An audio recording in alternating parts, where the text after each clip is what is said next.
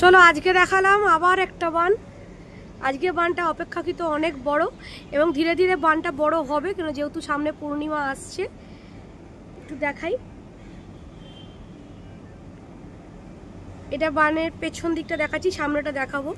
এই যে এইখানটা দেখো, এটা বানের পাশের যে ঢেউগুলো দেখাচ্ছি, তারপরে আস্তে আস্তে দেখাবো।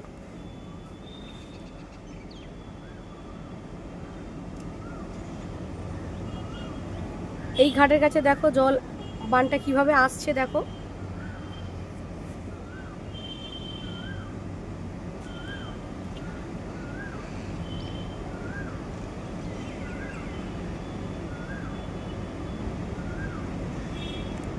সুবিস্তীর্ণ জায়গা নিয়ে বান।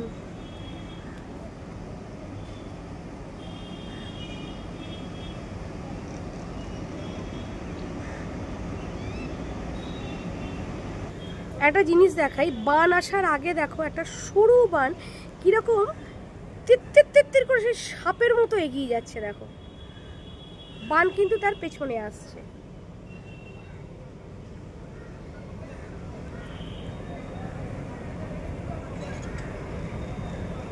মনে হচ্ছে দেখাতে পারছি, এই যে এইখানটা, আর পেছনে বানটা।